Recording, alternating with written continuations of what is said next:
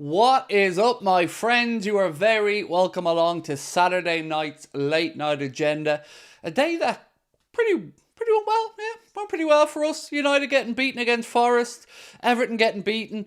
You expected City to win, in fairness. They are playing at home to Sheffield United, so no big surprises there. But as we sit here right now, my friends, I can report that Liverpool are indeed top of the league. It's good to say that. It's good to see that.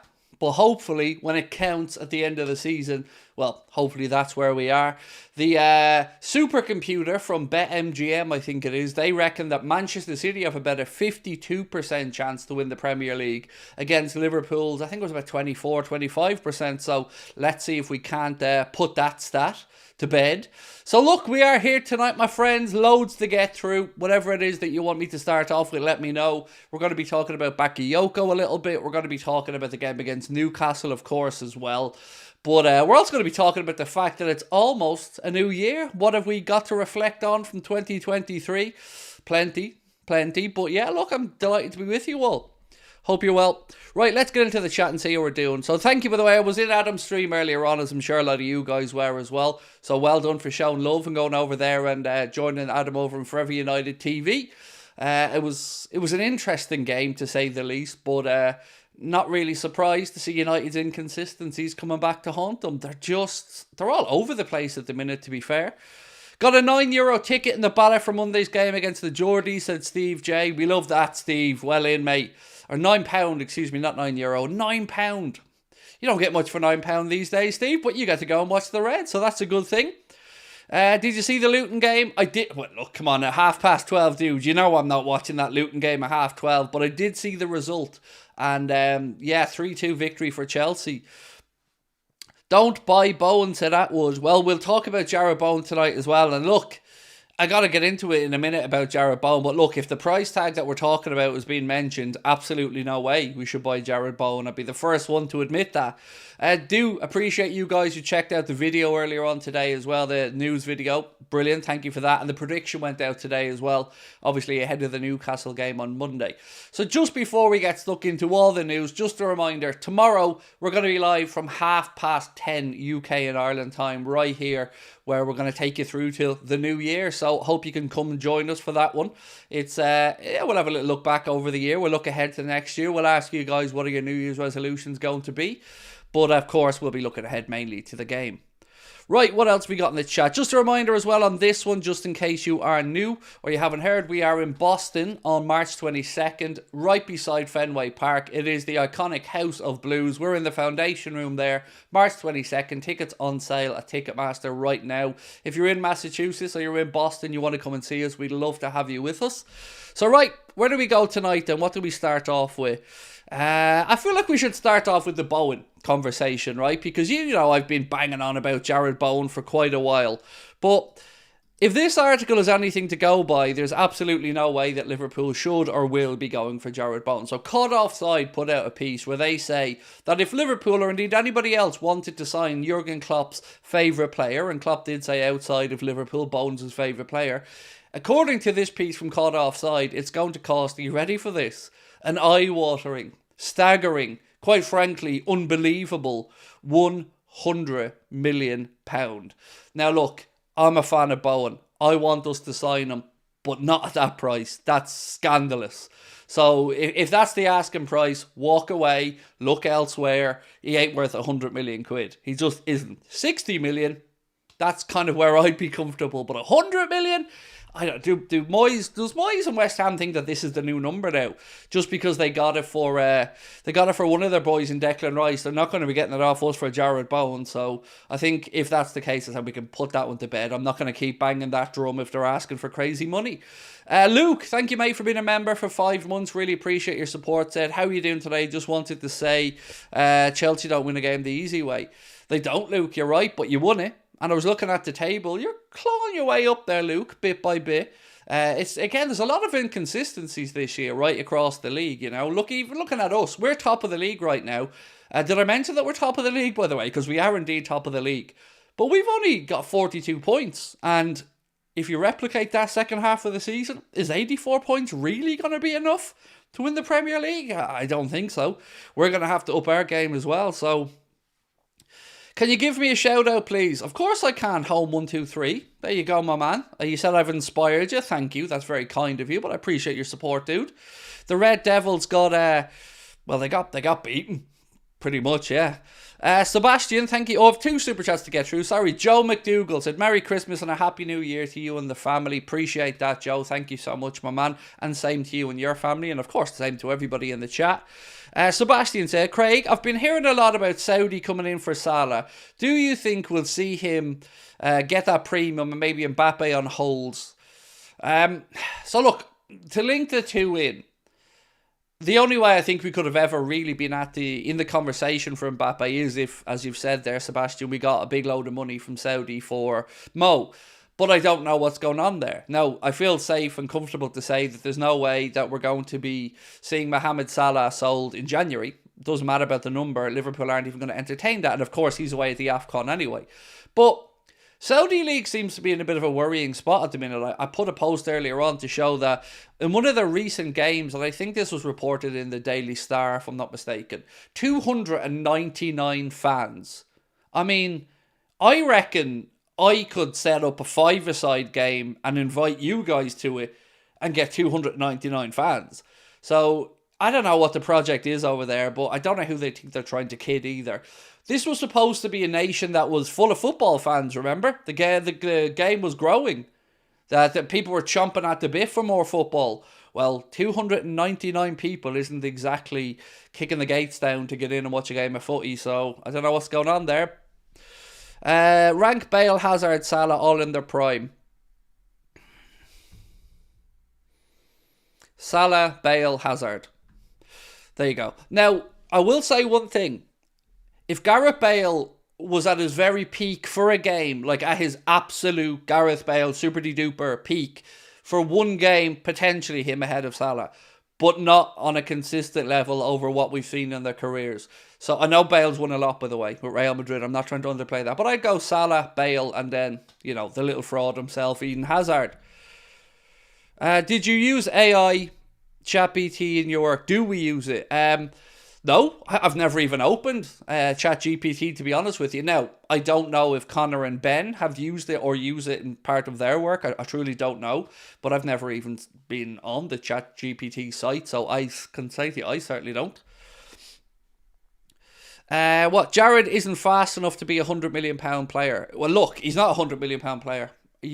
As much as I like him, you're not going to get me pushing back on that. You're right. He simply is not a £100 million player, and it would be the height of stupidity for us or anybody else to pay £100 million for him. So, yeah, I'm with you on that one. You're not going to get an argument from me. There's going to be no Craig trying to sell you that one. No, I'm in agreement. 100 million's ridiculous.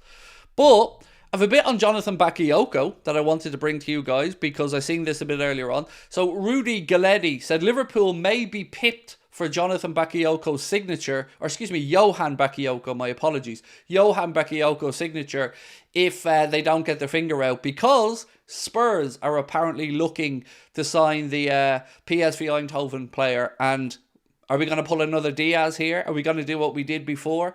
Get in there ahead of Spurs? I don't know. He's under contract currently at Eindhoven until 2026. But as we know, Liverpool's name has been mentioned and linked with Bakayoko for quite a while. Let's wait and see what happens. I mean, we are, a mere matter of hours at this point. 26, 27 hours, something like that. Or a bit more than that, actually, Craig. About 27 and a half hours away from the window opening. So let's wait and see what happens. What do you guys think? And have you seen a price, by the way, for Bakayoko? Because I've seen a few articles, but I haven't seen a price really mentioned yet. Defacement Network said, just want to extend a big early happy new year to you, Craig, and family, and the Anfield Agenda team, our mods, and all you wonderful crazy folks in the chat. Absolute legend, mate. Thank you. Ben is currently over in, he's over in Latvia visiting family. So Ben's over there for a few days on a well-earned vacation. So Connor's been having to do the hard yards today. He was taking care of Adam's stream. Now, of course, setting me up for this one. So yeah, same to you, my man. Merry Christmas, belated Christmas, and a happy new year to you and your family as well. Kaz, how are you, my friend? Actually, let me make Kaz a mod just to make sure I can see your comments when she comes in. Hang on one second, Kaz. Very nice of you to come in, by the way, Kaz. I know you guys didn't get the result that you wanted today, but just know one thing, Kaz. It made me very happy, my friend. And of course, lots of love to yourself and Adam. Craig, no signings this window, said Sultan. I think we will. I think we'll make signings. I think one, anyway. I don't know if we'll have multiples, but I do feel like we will bring in one player. And I hope we do it early doors, because as the weeks go by, you know, if you're looking at a centre-back being the priority for us, as the weeks go by, well, the clubs that need centre-backs are increasing. The injury to David Alaba, of course, means Real Madrid will need to get a centre-back. Spurs have been linked with a centre-back. United are probably looking at a centre-back. Arsenal looking at one. Liverpool looking at one. So I hope we don't stall on it. I hope we get in there early doors. Has it gone quiet on Diaz's dad speaking about wanting Barca? He just doesn't seem on it as usual. Not sure if I'm just looking for it though, said Sebastian. It's gone quiet on everything, pretty much, Sebastian, around Diaz, the family situation, and of course the Barcelona links. You know, if you're Barcelona looking at Diaz now, you know, you're not exactly going to be tripping over yourself to try and sign him, are you? Because his form quite simply hasn't been great. Now, of course, there's mitigating circumstances with what happened with Diaz's family, and I keep saying the same thing because I don't know what else to say, but I can't imagine what toll that must have taken mentally on himself and his family. So I'm not going to take any cheap shots at Diaz, far from it, but he does need to up his game because, you know, whether it's over the coming weeks or months, we're going to need him to step up. And with Mo going to the AFCON, you know, maybe this gives him a chance to shine again because we're not seeing the Diaz that we know we can see. Bring in Danny Olmo. That guy is a needle mover. He's a good player, all right. He is a good player, Danny Olmo. It is a weird one for me because I did think Olmo would probably be Premier League bound at some point, but as of right now, still a Leipzig player. Thoughts on Xavi Simons, said Sithu. Really good player. And look, I'm a little bit late to the Xavi Simons conversation. I didn't really pay too much attention to him, but I've started to watch a bit more of him recently, and he's a good player, but of course he's a PSG player and he'll most likely be going back to France after the loan spell at Leipzig. Have you started any business before starting your channel, Anfield Agenda? Have I started any business? As in what sense?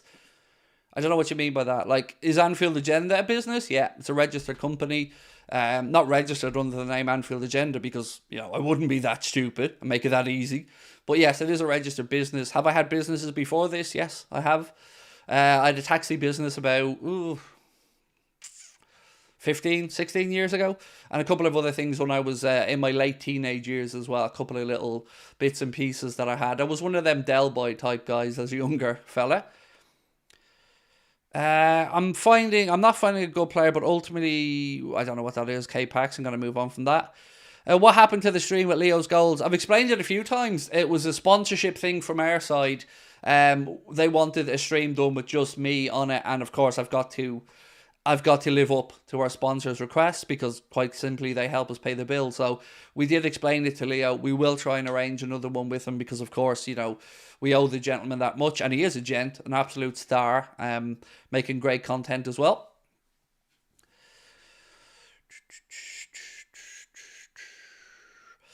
Thank you for answering my question. Hey, my pleasure, dude. That's what we're here for. You know, we are an interactive channel. We are here to go through as many of your comments as possible. Of course, answer some of your questions if you have any. Craig, you see Spurs signing Dragos and he looks good. I'd seen a link to him, but I'm not even going to pretend to know. I know much about the dude, mate. I don't. I'm gonna stick a poll in the chat if I could be so kind. I'm going to ask how many signings you think Liverpool will make, if any, in the January window. So bear with me.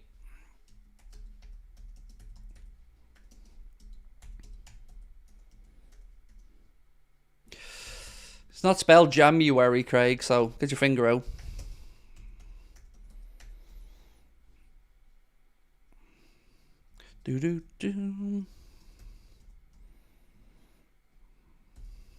So we'll go none. We'll go Josh, thank you, mate, for gifting 5 Anfield Agenda memberships. You're very kind, sir. Appreciate you. Well done, Josh Brayshaw. I'm sure those people will be very happy, mate.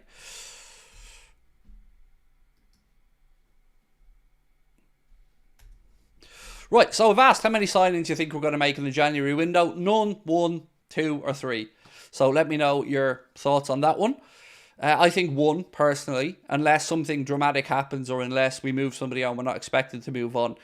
And I think it'll be at centre-back. So let's wait and see there.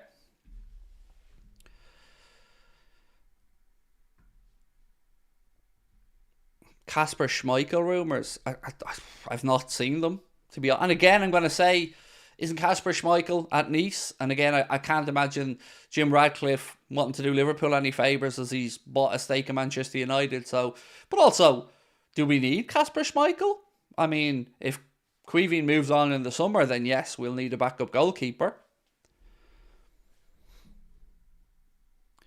I started watching you after Nunez red card. Well, thank you, Sultan. I'm glad you stuck around with us, mate. Even after my very, very angry Manchester United stream, which I know frustrated a lot of Liverpool fans. So have you guys seen the short we put out earlier on with the new Liverpool shirt for next season, the away shirt, the white one that Trent was wearing in the image?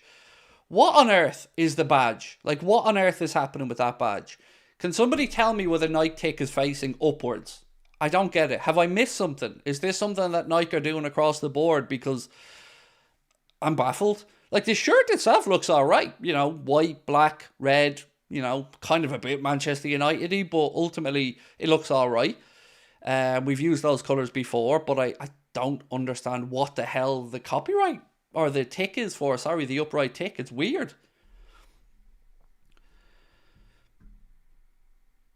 Leo said it was good. I don't know what that means either, mate, but okay, thank you. I started watching in 2020 with Atletico Madrid. Thank you, my man. Appreciate you. It's beautiful, but the night kick spoils it. Yes. So without the night kick, Gumi, I think I'm with you. I think it's all right. But that night kick, man, what? I've been really underwhelmed with Nike stuff so far, to be honest, with Liverpool.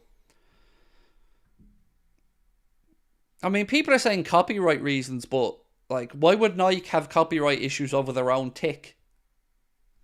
It doesn't. I don't understand that. It's their tick. I don't know why it would be copyright reasons. It's a new Nike line called Luna. Oh. Ugh.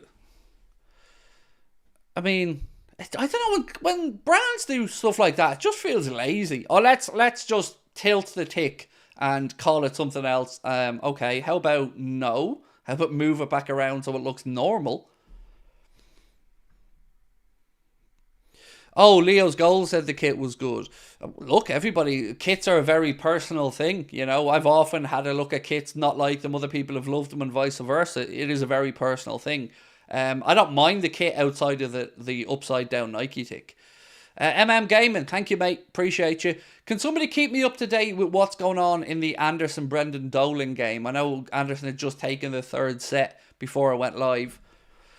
Collins, are you just going to keep putting in Jarrod Bowen ? I've already discussed the Jarrod Bowen part at the start, mate, but I'm happy to go back over it if that's what you're asking about. So yes, the title of tonight's stream is about Jarrod Bowen. And if Liverpool do indeed want to sign Jarrod Bowen, according to Called Offside, my friend, it would cost 100 million of your human English pounds, which is about 40 million too expensive in my book, even for a player who, look, you know I really like. Excuse me, getting the hiccups. Thanks for all the input this year, mate, and the best for 2024. Thank you so much, Malinero Songs. Really kind of you. Appreciate your support and the super chat, sir. Thank you. Well, I assume it's a sir, maybe it's a lady, but either way, thank you, my friend. Pranav as well said, Craig, you said in your match preview, Macca isn't back for Newcastle, but he was in training. Yeah, but I recorded that match preview 2 days ago, before I knew that he wasn't back, Pranav, so that's one of the things about trying to do it a little bit early. Sometimes them things can bite you back in the ass. But you are indeed right, sir. Yeah, I did say yesterday on the live show that Jurgen was hoping that he trained yesterday, which was the first day back. Was it? No, Tuesday, Wednesday, Thursday, Friday. No, yeah, sorry. So the lads had Wednesday, Thursday off. Friday was the first day back training.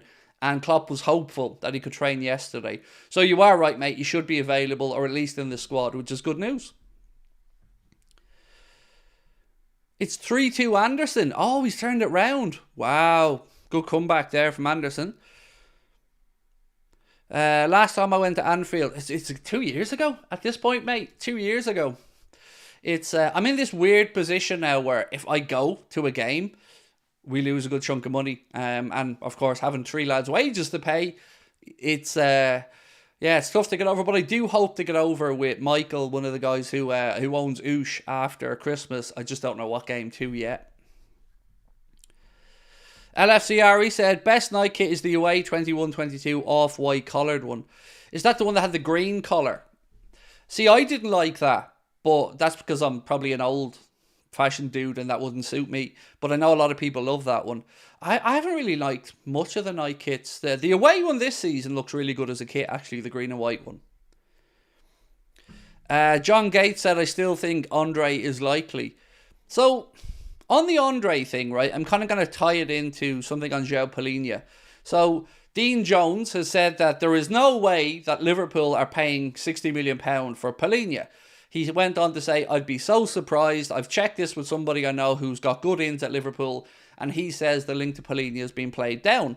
So, the reason I bring that up in answer to your question about Andre is, it didn't rule out the idea of us getting somebody in that position. Now, I've seen other articles that have indeed said Liverpool won't be looking to strengthen, and that Jurgen Klopp feels that with Wataru Endo obviously starting to show his form, albeit he's off to play in a tournament with Japan, that Liverpool are okay. But we also have no Stefan Bajcetic and no immediate or even no return date for Bajcetic. So it is a confusing situation at the minute. I still would be surprised if Liverpool were in for Andre. Pleasantly surprised though. And it feels weird. There's so many players that we're really linked with and have gone to try and buy, only to be told they're not available then and never gone back for. It frustrates me because now we know Andre's available. We know about 30 million quid buys him. But I don't know, for whatever reason, Liverpool have changed direction. Or at least publicly, that's what they're saying. I think Craig should go to the game against smaller teams like Chelsea or Spurs. So if I do go over to a game, in all likelihood, it will be a Europa League game, because I tried to get over to night games because I like Anfield under the lights.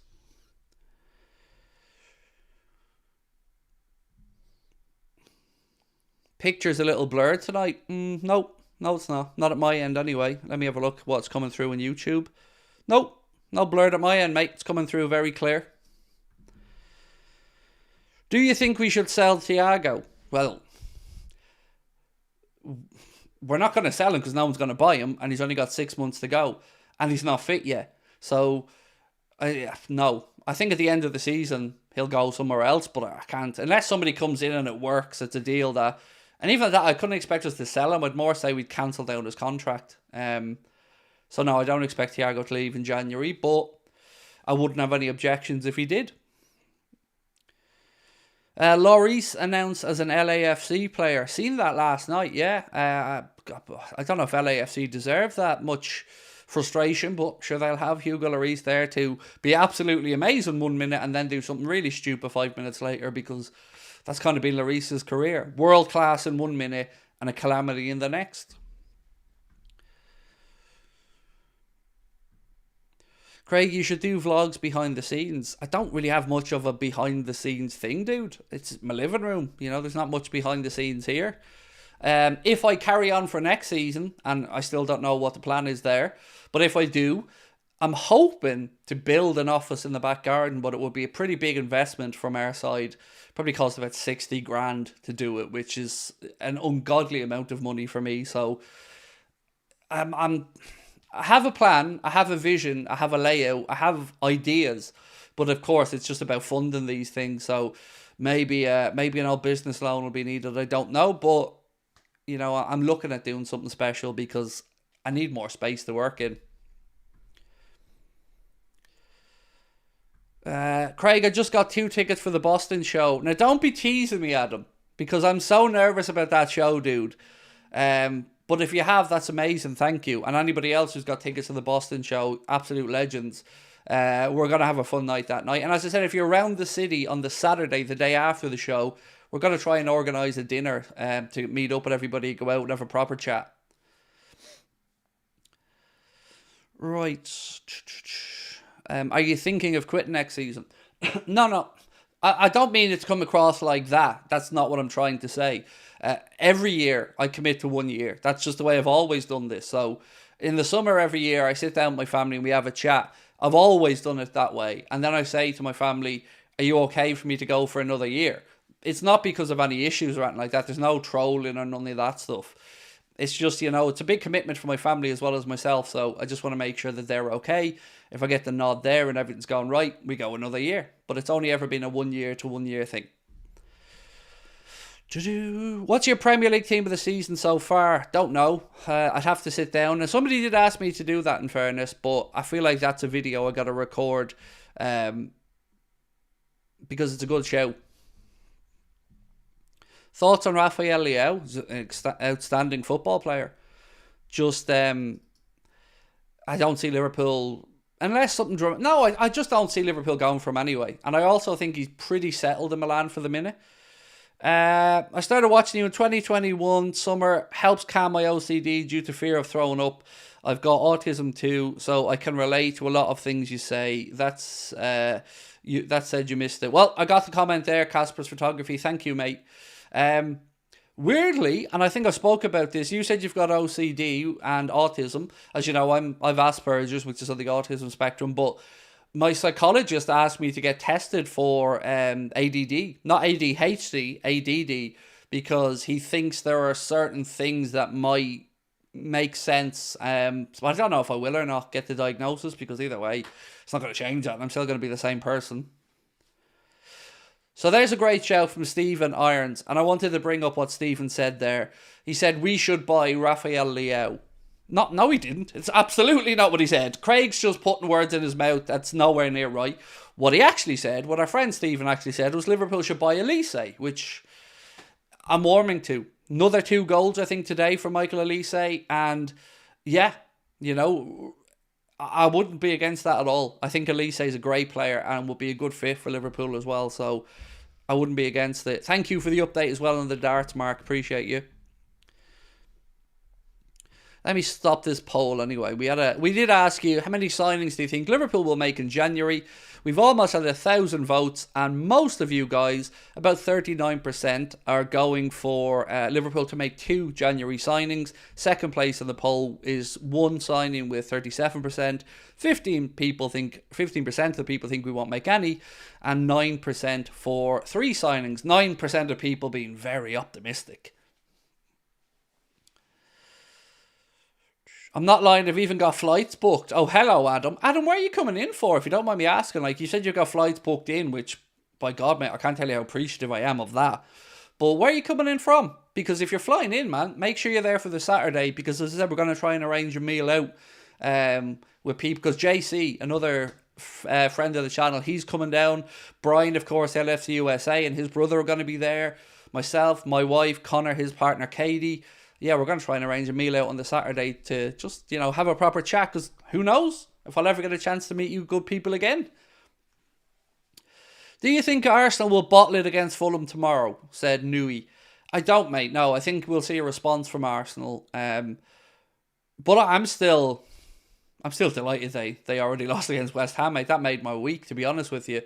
And I know they get to play again tomorrow, so Arsenal most likely will be top for the new year, but hopefully on New Year's Day we can replace them right back at the top of the table. But we've got to beat Newcastle. What do you think we should do for Carvalho? So we talked about something yesterday, Haddy, that was suggested by, oh God, where was it? Oh shit, mate. Sorry, man. I think it was TalkSport. I'm open to be corrected on that, but I think it was TalkSport. So we did the thing yesterday where there was talk that Liverpool bring back Fabio Carvalho and do a bit of a swap deal with Fulham for Anthony Robinson. Now, I don't know if there's any weight to that or if it's just rumour, but it would be a clever way to utilise a player that probably doesn't have a future at the club if Liverpool do indeed want Anthony Robinson, and of course if Fulham were willing to sell him. You're from Dublin. No way you're coming over to Boston from Dublin, Adam. Come on, man. I mean, you might be in the same flight as me. You never know. We could be there together, buddy. No way. Come on. I'm going to have to say I'm I mean, come on, all the way to Boston from Dublin just for an Anfield Agenda show, dude. You could just send me a text and me to meet down the road. You know, we're not too far apart. How long do you think Aston Villa will be going so strong as they are? It's difficult because I really don't know what to expect from Aston Villa in the transfer market in January. So if they go in and strengthen, I think they could stay top four. I'm never ever really going to admit that they're in the title challenge because I think it's too early in their development for a realistic title challenge. But they're having a great season under Unai Emery. They're certainly heading in the right direction. They got their win today as well, so they're going in the right direction again. But I think they're a little bit too short. I don't see them just yet being realistic. They have to brush up on their away form. The home form obviously is tremendous, but they need to get their away form better.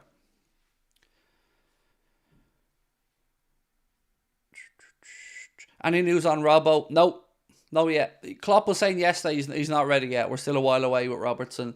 Don't want to give you an exact date on it, but no, I wouldn't expect anything imminent on Andy Robertson.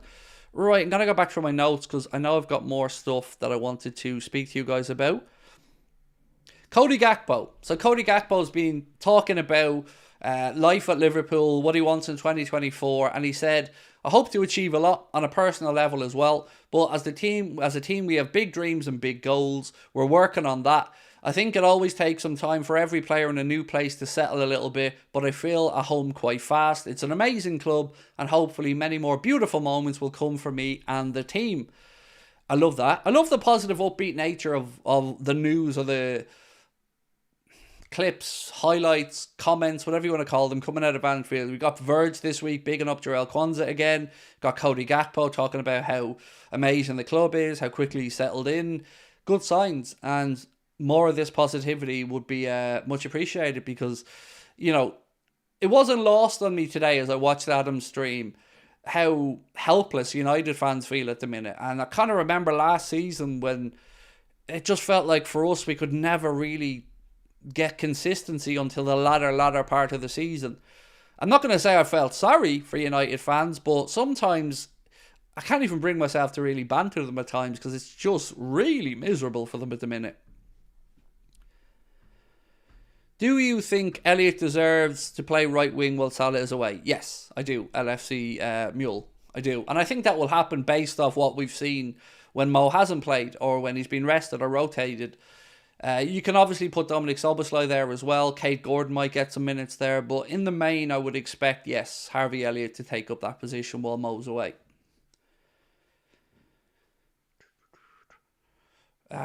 What else we got? When Virgil leaves, do you think De Ligt will be a good replacement? No, I don't. I don't think De Ligt would suit our system and the way we play. And I don't want to think about Virgil leaving yet either. So,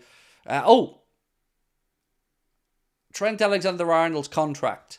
I think we will see that progress over the next couple of months. Positive signs coming out about the future of, hopefully, what we want, which is trying to sign on to a new deal. Usually it's around 2 years to go where the club sits down, so it's getting to that point with Trent where we need to sit down and renegotiate, and I don't think it's going to be an issue based off what I'm hearing anyway. Thoughts on signing Kimmich? So I'd love to sign Joshua Kimmich, particularly if Thiago moves on at the end of the season.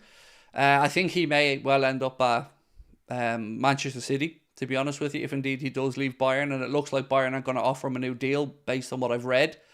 So yeah, I think maybe a reunion with Pep Guardiola where they can enjoy being relegated out of English football together back into non-league status or wherever it is they end up after their 115 charges. I mean, yet again today, I had to hold down the vomit as I was watching Manchester City's game and they were walking out with the 5 trophies there in front of them at the Etihad, only to hear the commentators again just say how brilliant they are. I mean, just stop. Everything that tin pot club does should be caveated by saying they're still under investigation for 115 charges of financial irregularities.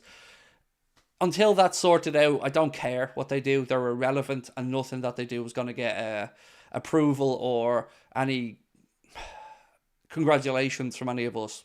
We know what they're at. Well, Just going to leave it there because I don't want to go into another City rant. How many points do you think it will take to win the league this year? I was only thinking about that exact thing earlier on, Stephen Porter. And again, thank you, sir, for your super chat. I'm going to say 88 to 90. 88, 89, 90, I think might win the Premier League this year, which would be a low tally compared to previous years. But look, we're top of the league right now and on pace to hit an 84-point season if we replicated the first 19 games. But I think it's going to take more than that. So yeah, I think between 88 and 90, maybe a point or two more, but in and around that. Greetings from California. California! How are we, my man? How high would you rate Conor Bradley? I feel like we're going to see a situation with Nico Williams all over again with Conor Bradley, where we have a conversation that the kid needs to push on, that he's got undoubted talent, but is there a spot in the Liverpool team for him? I don't know. Now, we've got Calvin Ramsey, we've got him, and if Jurgen moves Trent into midfield, maybe a spot opens up and maybe Conor Bradley or Calvin Ramsey can step in there and fill that void. But I think he'll have a good career. I hope it'll be at Liverpool, obviously, because I'm really rooting for Conor Bradley, but I don't know as of yet. Do you think Aston Villa will win the league this year? No. I think it'll be Liverpool, Manchester City, Arsenal, Villa. And that's my guess at the top four. In order, because I've been bottling it all year and saying not in order. I'm going to say we win it, City are second, Arsenal third, and Aston Villa fourth. That's my guess. Dolan won. Oh yes, get in, Brendan. Good man. Good man. Backing up the win over Gezi Price by beating Gary Anderson as well. And I think he plays the winner of Littler versus Van Barneveld, if I'm not mistaken, in the quarters.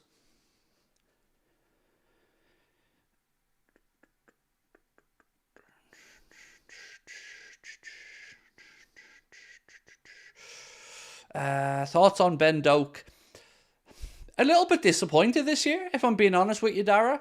I hope that this year when Ben Doak got those minutes in the Europa League, that he was going to really push on and show that he's, deserves to be talked about as a potential starter. Now, he's got plenty of time on his side. He's still a youngster, and you never write a kid off. You expect kids to have up and down points in their early part of their career. Unlucky with the injury sustained as well, so we wish him a speedy recovery from that one. But I hope Endo comes good, because any of the Celtic fans I spoke to when we signed him only sung his praises. And he looked very good when he came in at first, but it's not uncommon for a young player to burst onto the scene and then kind of falter a little bit. So high hopes for him is the best thing I can probably say.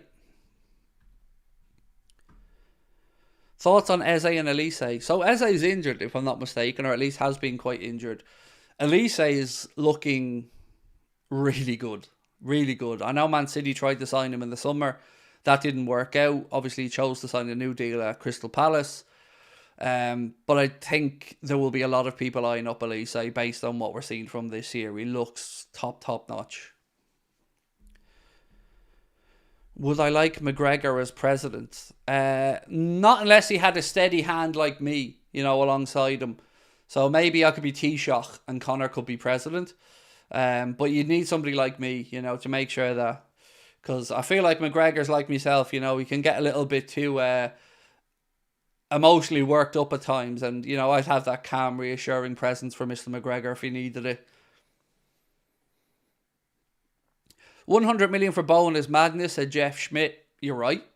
And I've said from the very start of the stream, mate, you're not going to get any pushback from me. If £100 million is the actual price tag for Jarrod Bowen, then throw that idea in the bin because he's not worth £100 million. 60 million is about where I think he's at.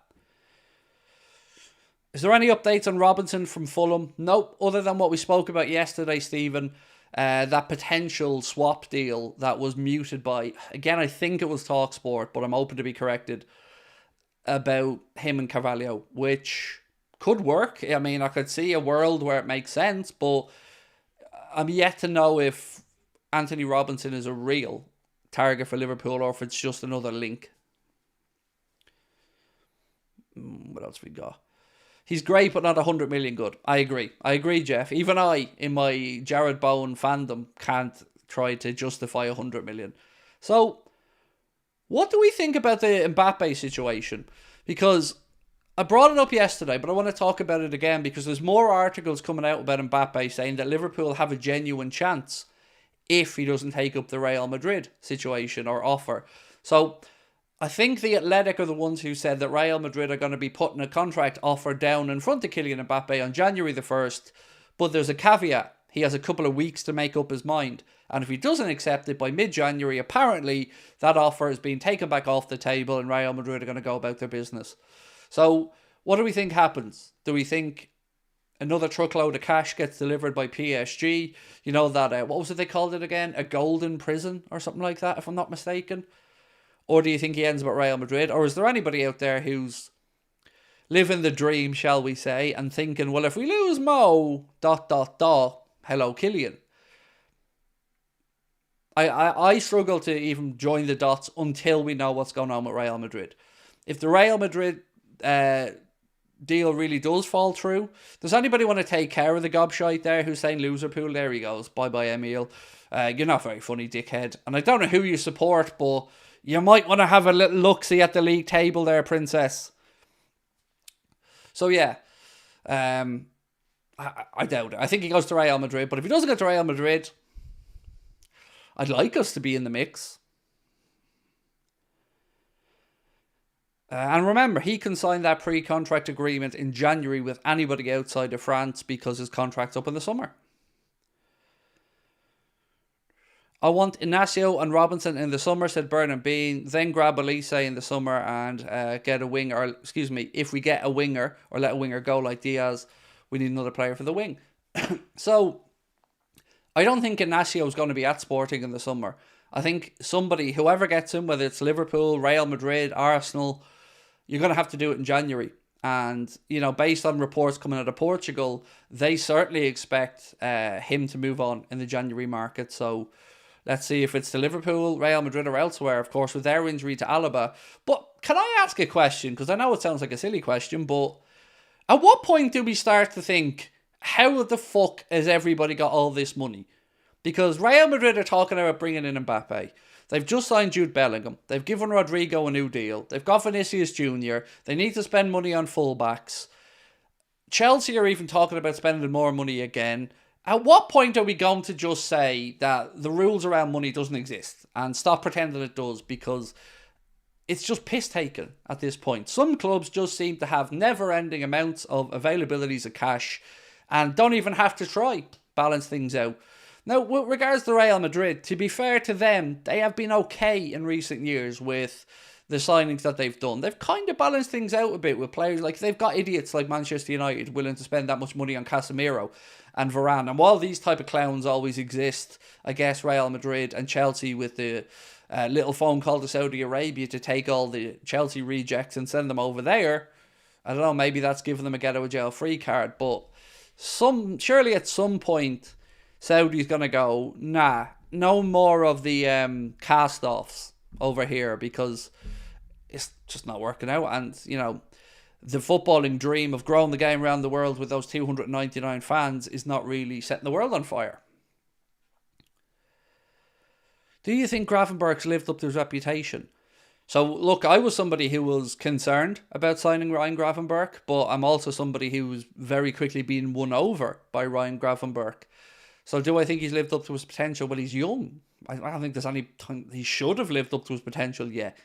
You know, a player in his position should peak about 26 to 28, probably. So Ryan Gravenberch has plenty of time on his side to get up to his peak.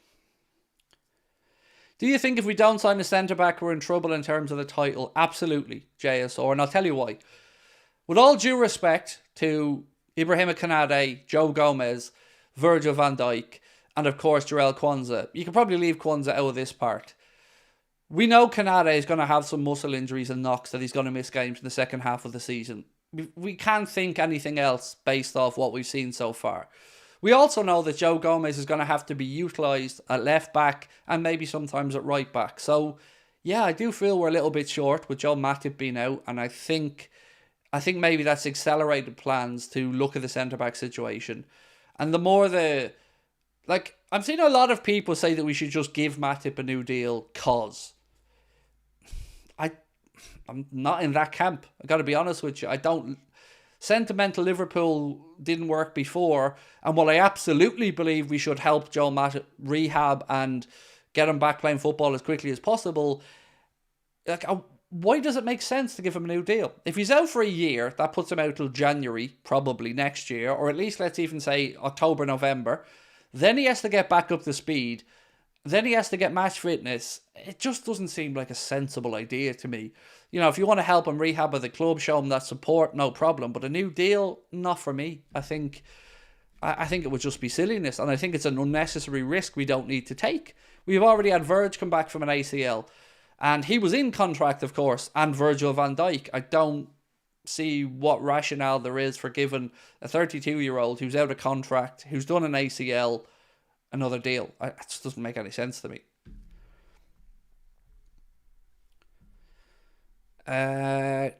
Speak about Matip contract, I literally just have, and I've given you my take on it. And I love Joel Matip, by the way. I think Joel Matip's been an incredible servant to our football club and one of the best free signings we've ever made. But I also know, and this is why I'm being a bit stubborn on this, I also know that John W. Henry's a cheapskate. And we're not a club that has lots of cash to throw around. We apparently have to be really clever with our money. And I can't see that as leaning into the being clever part. I can see that as being too loyal again. And it's a ruthless business. So unfortunately, I would say thank you, Joel, and wish him all the best. Genuinely, I would.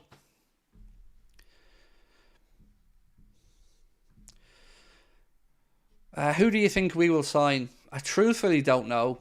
Honestly, I've talked myself in and out of a few players at this point already. It's gone very quiet on Beraldo, although I think he's going to PSG, or maybe he's already agreed that, I don't know, but certainly he was linked there. We were linked to that Fluminense centre-back again today in another outlet. I think maybe it comes from Brazil, but their captain, we were linked to him. Then, of course, there's Inacio, who's been doing the rounds this week at Liverpool, Arsenal, Real Madrid. I don't know, but I tell you what I want. I want to hear about it before the middle of the week, because the window opens on Monday. I want to see us putting an offer in to sign the centre-back as soon as the window's open with no fucking about. Beraldo was gone to PSG. I knew it was close, Russell. I didn't know if he'd agreed it and it moved, but... So that's one we can rule out. Hincapié, I think we can rule out for January because, Bayer Leverkusen just aren't going to sell him in January.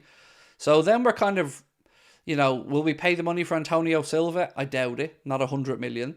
So Inacio seems to be, unless you want to revisit the Mark Gay at Crystal Palace situation, which I haven't seen many links to over the past few weeks. I just hope it's quick. Because there's no time to be dicking about. We can't let's say Arsenal are in the mix for Inacio. We can't let Arsenal figure out how they can make, the numbers work. We need to move quickly because Arsenal have a striker they need to bring in. That's got to be priority number one.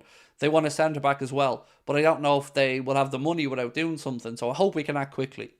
And to be fair to the owners, that's something we have done in recent years. With the Diaz deal as an example, Spurs thought they were getting him and then boom, we were in there really quick. Other clubs busy in Christmas arrangements, but Liverpool visiting cancer patients. It's truly the people's club. Liverpool are, to be fair, Everton are also brilliant about community work and working with charities and stuff like that. You've got to give fair dues to both Liverpool clubs for that, as do all other Premier League clubs. I mean, the social conscience that football clubs have, it is a good thing, and it is something that you see a lot of, and you got to respect it, and you got to respect the work done by the players and the coaches as well in this regard. Nothing but love for me on that one, my man. Question, Craig, when does the window open? January 1st. So, yeah, pretty much what have we got now? 22 hours, 41 minutes. Would I take Solanke at Liverpool? I think you mean again, because he was a Liverpool player. No, I don't think we need Solanke. But we do have a 20% sell-on clause. Michael Edwards did negotiate that when we sold him for £19 million plus add-ons to Bournemouth. There's also reports that we also have first refusal on Dominic Solanke.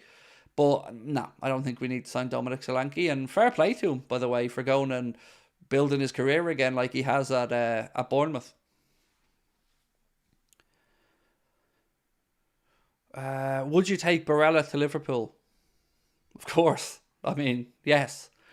But I think he's going to sign a new deal at Milan. They're certainly offering him a new deal till 2028. But would I take Barella? Yes. I just don't think we need him though, really. I'd rather we brought somebody in younger at this point for that position. Lavia, by the way, can't catch a break, can he? He's still injury prone or still out injured at Chelsea. What's your thoughts on playing Szoboszlai left wing and Trent in the middle? So, left wing, no. Left midfield, potentially.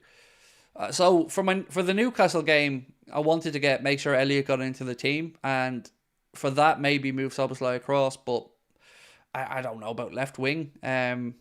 We've got, like, Gakpo, Núñez, Diaz can all play on the left wing. So, I think we're covered there. Will Diaz be a Liverpool player in February? I've certainly not heard anything, Keith, to suggest that there's an offer coming in or that Liverpool expect an offer to come in. I know Barcelona had been linked, but as I said at the start of the stream, if you're Barcelona now and you're looking at Diaz, I mean, he's not pulling up trees, is he? So you're not going to be running to try and get that deal done. But question for the chat, would you sell Diaz? And if so, what price? What would you sell him for? What do you think his market value is? Which Liverpool player would you bring back in their prime? So I answer that question for the team that we have. The obvious answer to that question is always Steven Gerrard. But for this team that we have right now, I'm thinking Mascherano or Alonso. Because I think that's what we need. Like, can you imagine dropping a peak Javier Mascherano into that defensive midfield position? So yeah, I'd say for what we need right now, Alonso or Mascherano. I see a lot of shouts for Suarez, and I feel you. I definitely do get where you're coming from. But I think our forwards will find the net again. I think this is just a temporary drop-off from our attackers. I feel like they will hit form and we will start scoring more goals from our attackers. But yeah, a peak Javier Mascherano right now wouldn't go astray. Manu Kone be a good addition. Spurs are interested. Yeah, so it's gone quiet from us on Manu Kone. Obviously in the summer we were hugely linked with him. Then he had the injury at the under-21 Euros. Then it went quiet again. Then I seen some stuff a few weeks back to say that Manu Kone is expected to leave Wolfsburg in January. But maybe Spurs do go back in because didn't they bring in Van de Ven? Didn't he come in from Wolfsburg as well? So maybe they've that good relationship with Wolfsburg where they feel like they can revisit.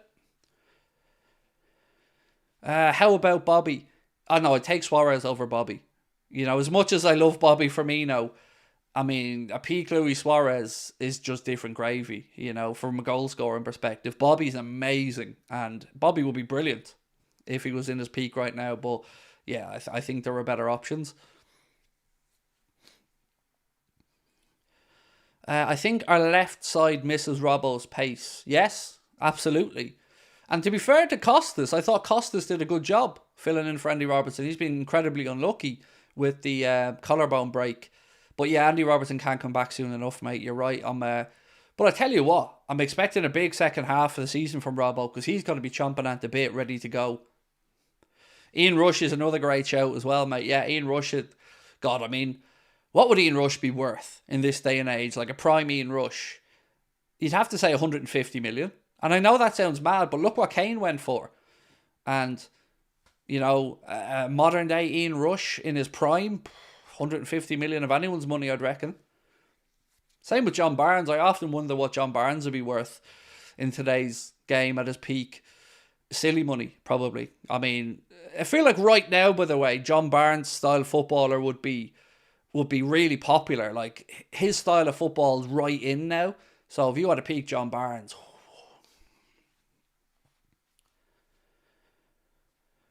Bowen is going to be sloppy because he just came back. Bowen? Huh? Do you mean Robertson? I think he meant Robertson. Let's all laugh at United. Well, I just got a message off Adam a moment ago. Basically saying it's been a painful day and they've been terrible. Which is, do you know what? I feel for him. I do. I feel for Ben as well. I mean, I'm never going to want United to do well. But you know when you've got mates and the banter, it's not even banter anymore. It just feels like kicking a puppy. Like, it's mad what football can do to your psyche, isn't it? When your team just is not at all doing well. Particularly when they show some signs of a fight back and then just fall away again. I remember last year and the year that Alisson scored the header as well against West Brom. I don't think I've ever been as angry about football as I was that year. I hated it. Every single week you're just wondering what nonsense you're going to have to look at next and what ways we'll find to capitulate. It's just horrible when football's like that for you. Is there any news on Mbappe? Very curious. So, yes and no. The big news on Mbappe is that Real Madrid are about to put a contract offer in front of him on the 1st of January is what's been reported, I think, by The Athletic. And that he has a couple of weeks to make up his mind. If he doesn't make up his mind by the middle of January, apparently Real Madrid are pulling that offer. I've not seen anything new for Liverpool other than interested FC. Oh, Mark's just sent me a post from Domino's UK, who are straight away bantering United. Somebody take Man United out of the oven, they're done. So I want to read you a headline. I want to read you a headline that made me laugh the other day. So, Manchester United won one game. Manchester United beat Aston Villa. And this is how Sky thought we should, have to put up with this crap about United. Because I feel they're very pro-United, I do. Where has it gone? Let me just go through all these comments to find this absolute perler of a nonsense. Where has it gone? Maybe they've hidden it, but let me see if I can find it. Yeah, they've hidden it. So the article was basically a sit-down talking tactics with Ten Hag and how he's going to rebuild and how he's going to push United on.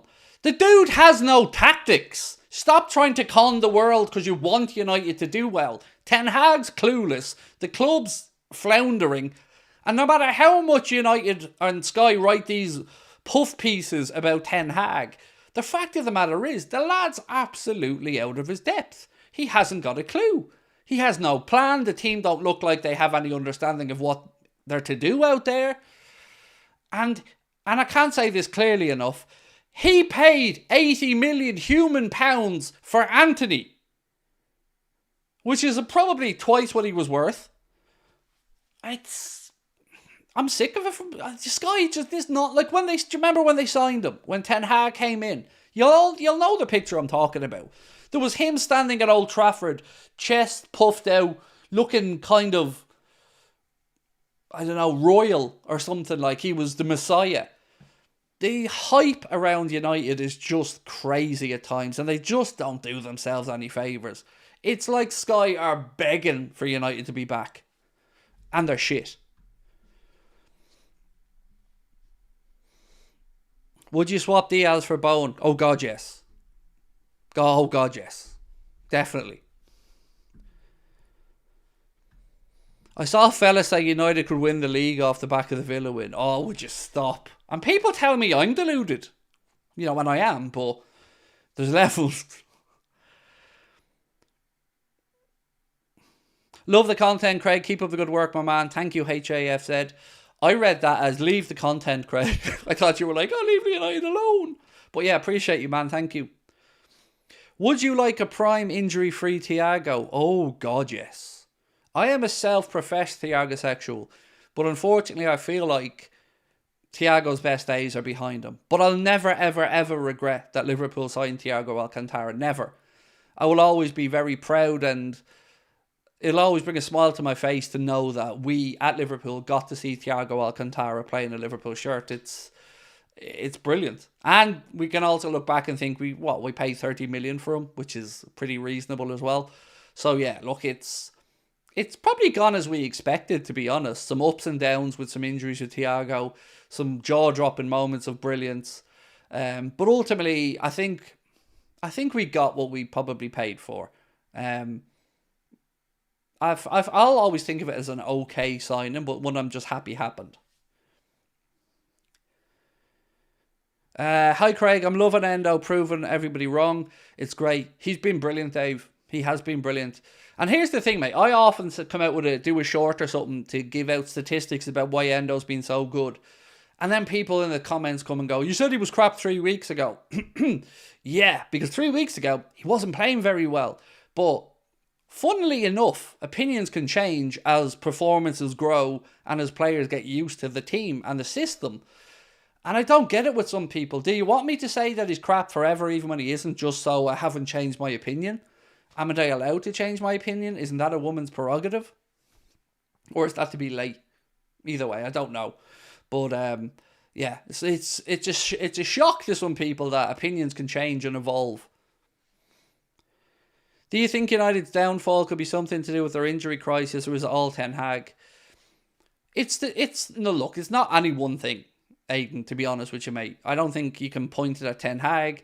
But look at the recruitment. Like, look at the state of the recruitment. They just kept signing players in positions they didn't need. Whatever they seem to have tried hasn't worked. Managers haven't worked. Ownership hasn't worked. The structure hasn't worked. You just wonder who the hell looks over these players they're signing. And I don't care if Jadon Sancho got into bed beside Eric Ten Hag's missus and did his shite on the pillow. He still should be playing, because United will be better with him in the team than without it. And the fact that Ten Lasso is too stubborn to allow that to happen, he deserves everything he's getting, as far as I'm concerned. Because his own hubris, his own arrogance, his own pig-headedness fell out with Varane, sent Ronaldo running to Piers Morgan, and has now got Jadon Sancho while he's putting faith in Anthony. So let that settle in there for a minute, folks. Anthony stinking up the gaff over in Brazil up to God knows what, but he gets played. Trust put in him. Jadon Sancho not even allowed to eat in the same fucking building or in the same cafeteria as the rest of the boys, because I don't know. I don't. You can say Sancho and partying, I get it. But at what point do you say, look, we need something. Something has to change. And Sancho's going to go somewhere else and start playing well. You know what's going to happen. So if I'm Ratcliffe and the Glazers, I'm like, well, Ten Hag can piss off. We'll keep Sancho and see if a new manager can get a tune out of him. That's what I'd be doing. He just seems so... I don't know, stubborn is the word, but just... What is he? I don't get it. What is Ten Hag? I don't see tactics. And I'm not saying this to take the piss. Like, honestly, ask any United fans what style of football they play.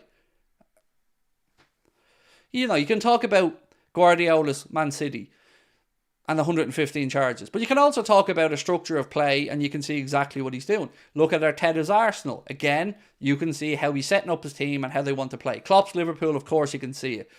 Emery's Aston Villa. Even Brentford, I know they're not in a good moment, but you can see Thomas Frank's style of football and the way he wants Brentford to play. I haven't got a clue what Ten Hag's trying to do, other than tell his players they're not as technically good as the Ajax players he had, because that'll go down well. Thiago and Endo combo I'm waiting for, said Hero Breen. Thank you, mate, for the super chat and for your comment. Would you go for Sancho?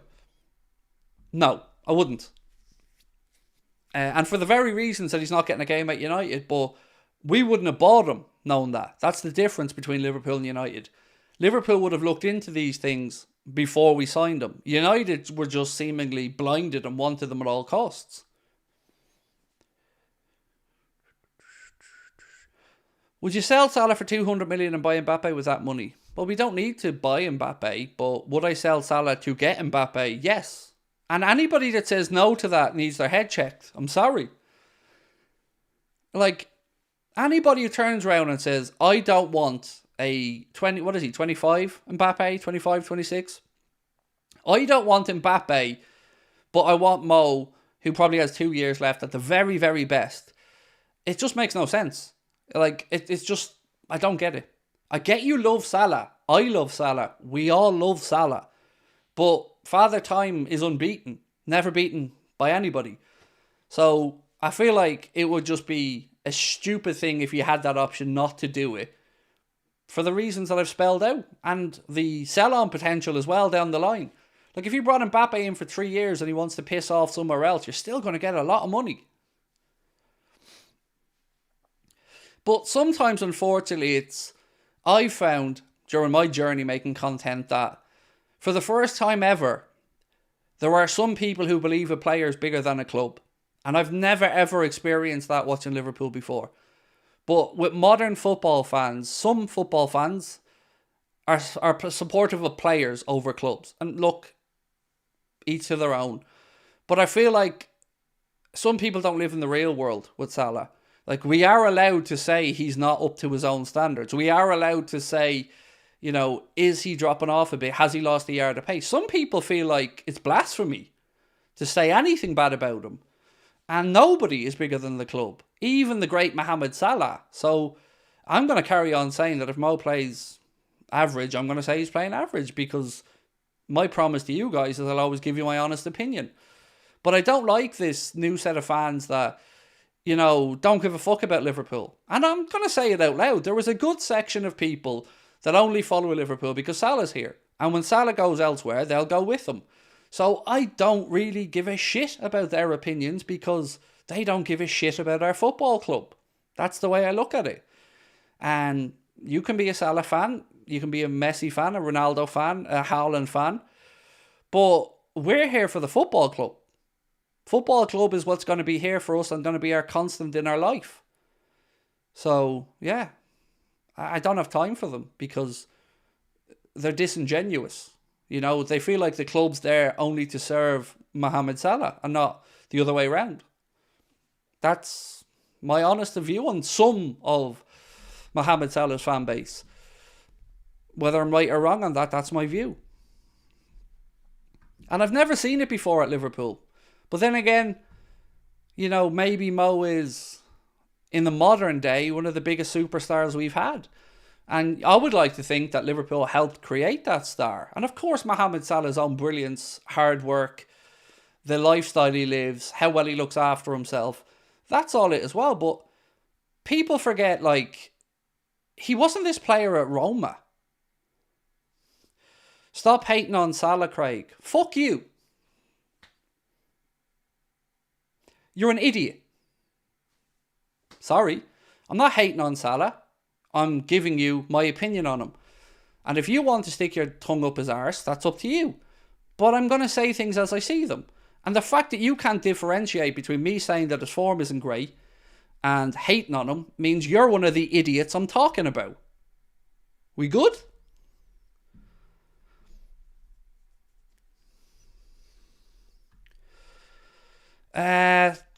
Did you see Ronaldo scored the most goals in 2023?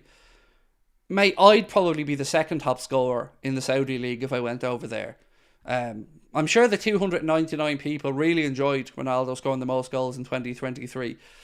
Yeah.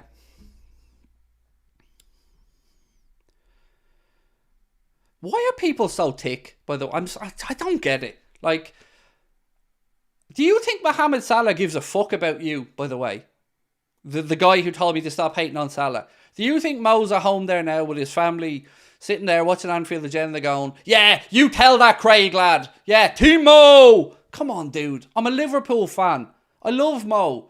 But nobody's going to tell me he's the same Mo that he was 2 years ago. I'm sorry, I'm not seeing it. But that's hate, apparently. It's not criticism or critique, it's hate. It's definitely right there, mate. Sure. You know, I should probably just go stand in the corner like a bold boy. Love your videos. Would love to see some new potential coming into the squad. Good luck with your show, fella. Been a Red since 2010. Thank you. Appreciate that, mate. And do you know what? I can't say how happy I am to see Jarrod Bowen come true. God, I love an academy player who comes good. I love it. When Trent came through, when Stevie came through, and now Jarrod Bowen come. I love it. And Jones, of course, as well. I love when an academy player comes through. And to think of how much money Jarrod Bowen may have saved Liverpool. And I think this is testament to, of course, the coaches, but also to Jurgen. Because Jurgen gave him and showed that faith in him. And if you remember, I think, not this summer, the summer before that, I think Jurgen took some time out to have some one-on-one coaching or conversations with Jarrell Kwanzaa. Of course, Jurgen playing as a centre-back himself back in the day. Salah's done it for 5 years, still better than any player in the league. Salah, still better than any player in the Premier League. Don't know if I agree with that. I'm not, look, again, how do I say this without... Nobody, and I include myself, is ever questioning what Mohamed Salah has done. Mohamed Salah, I was the one pushing for him to get that contract. I love Mo. But I also understand that, as I've said, he's 32 next summer. Time doesn't wait for anybody. And the contractual situation being as it is, my belief is that it's unlikely that John W. Henry and Liverpool will be able to come up with a package that will work. It's not hate. It's looking to the future and trying to have a rational outlook on how this may play out. Mohamed Salah is an icon. Mohamed Salah is a legend. Mohamed Salah deserves to be the highest paid player, deserves to have a wage structure broken for him. No argument. But this season, it could be where his starting position is, because there's some statistics to show that he's getting the ball in a wider position, which means he's got further between himself and the goal. So I've said for a while, and you can go back and check the streams, I think we should try Mo centrally, because Mo in front of goal is a goal scoring machine. Mo is clinical. So I'd like to see Mohamed Salah put in more centrally to put him in the danger zone. But as of yet, we've not really seen that as an option from Jurgen Klopp. I'm also interested to see how we get on in January with Mo at the AFCON. Not because I'm wishing him away, but because I need to see what the future might look like without Mohamed Salah. So, and I've got to be honest, because I'm always honest, I have felt at times that he's been a distraction. Like, I didn't feel great when Sadio Mane won the AFCON and everybody kind of had to walk on eggshells because Mo lost the AFCON, and that we couldn't really see the celebrations for Sadio as much as we would have probably normally done if the situation was Mo hadn't lost. And I always feel like there's been too many distractions at times with Mo, and sometimes I feel like it's more about brand Salah than about Liverpool. And I don't like that. And I can't help that I don't like that, but I don't.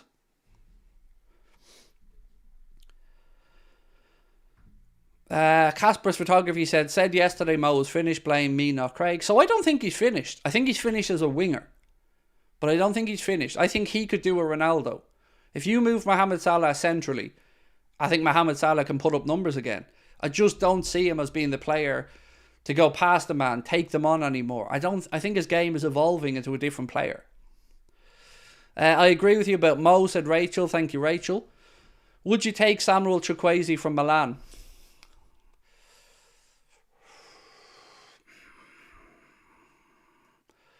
No. I remember looking at him for quite a while when he was at Villarreal. And he was always spoken about as being somebody with a lot of talent, raw ability. And he's gone to Milan, and I won't even profess to know the numbers he's putting up at Milan, but I've watched him a few times, and he's decent. But I don't know if he's consistent enough. And that could be my ignorance from not watching him, to be fair. But he wouldn't be near the top of my list. Craig, you're just speaking facts. If any Salah fans tell you you're racist and whatnot, then they aren't Liverpool fans. That's my whole point, mate, is that this is the first time I've ever experienced this as a Liverpool fan. You know, usually people are fans of the football club and we all have our favourites. But this is the first time I've ever experienced fans that aren't Liverpool fans, that are supporting a player. 42 years of age, I've never experienced this before at Liverpool.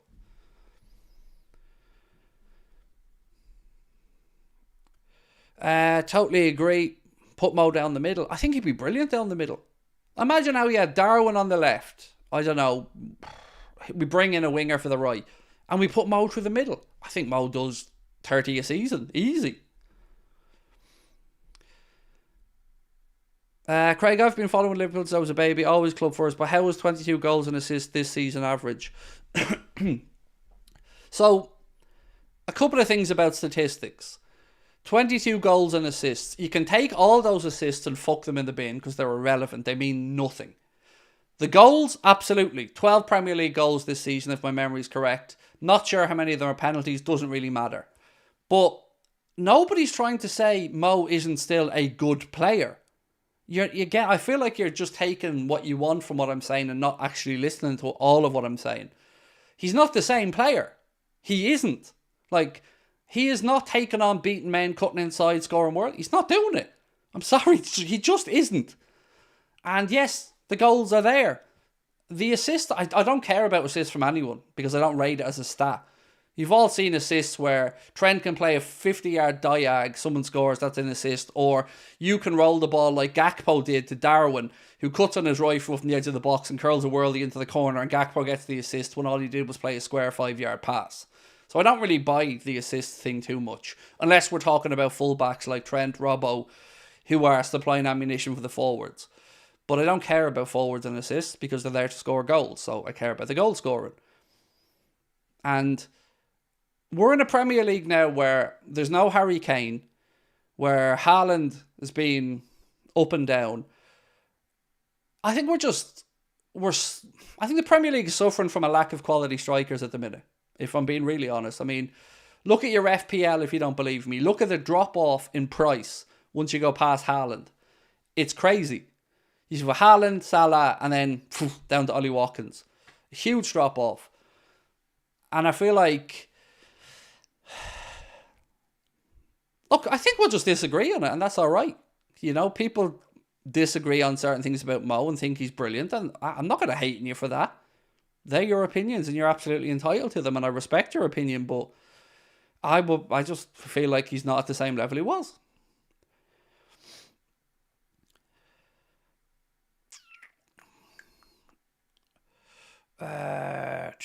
Bro, strikers are world class in there. In where? I don't know what you're talking about. Where are the world class strikers? I'm not being smart. I don't know where we're going with the conversation. When he got beaten by Mane in the last AFCON, he hasn't been the same. Well, last season we just weren't very good, and that's not on Mo or anybody else. Last season we were just not at the races.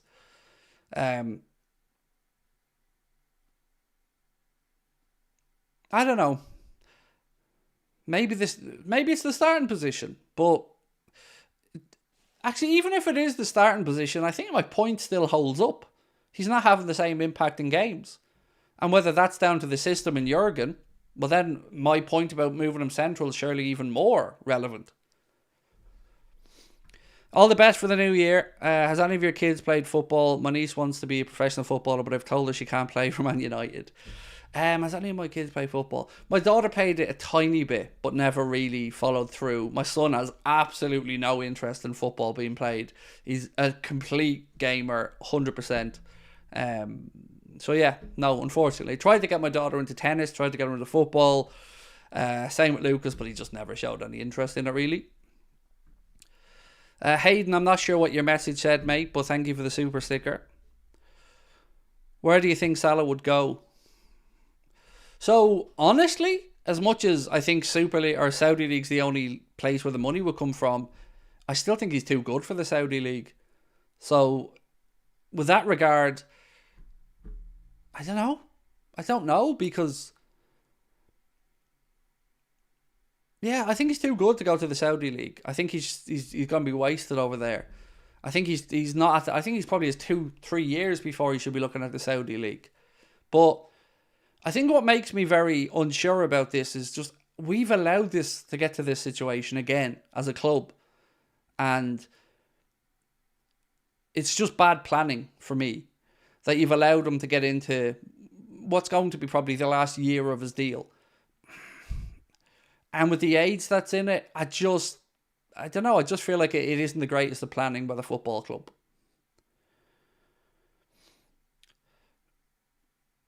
In general, gone are the days of clinical strikers in the Prem. Well, look, football moves and changes the way teams set up and play.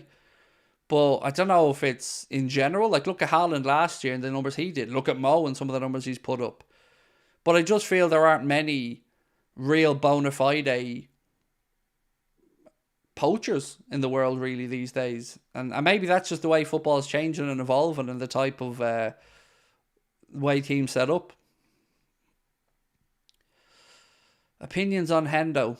Yeah, I'm not going to say anything there, mate, to be honest with you. I'll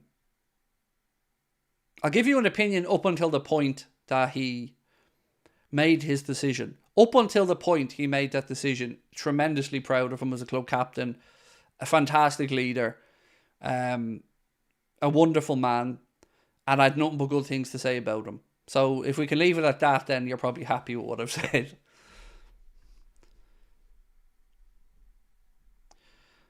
Jota is our most clinical striker. I'd say it's a toss-up between him. Actually, statistically, yes, he is. But very slightly ahead of Mo. So I think Diogo Jota had a finishing percentage of about 24%. And Salah was just a slight bit under, but was right there. And actually, I would say that because of the amount of chances Salah's had, I'd probably say, bigger sample size with Mo. So I'd probably edge it to Mo in all honesty. But yeah, Jota is a natural finisher as well. See, nobody will clip this up and say it, though. Only Craig says bad things about Mo, clipped up, said he's a hater. Craig praises Mo, calls him a natural finisher. Nothing to be said about that. Thoughts on Solanke, third in the goal scoring this year, potential replacement if Darwin never pans out. Big fan. Thank you, Hayden. The option is there for us if we wanted to trigger the buyback. We also have a sell-on clause. I'm delighted for Dominic Solanke. Didn't work out from at Chelsea. Didn't work out from at Liverpool. Went, rebuilt his career. And this season is having under Iriola, is having an incredible campaign and deserves lots of praise for it. I just don't see him coming back to Liverpool. And I'm not really a fan of players coming back to clubs either, in all honesty. The only exception I made was Robbie Fowler, when he came back on the Rafa. Thoughts on Johan Bakayoko? I don't know much about him because I've said I haven't watched them, but Spurs are apparently very close to making an offer for the PSV Eindhoven player. And the article that I read earlier on said if Liverpool wants indeed to get Bakayoko, they need to hurry it up because Spurs are edging towards making that offer. So I think, judging by what I'm reading, we'll see Bakayoko in the Prem sooner rather than later. It's just, where will it be?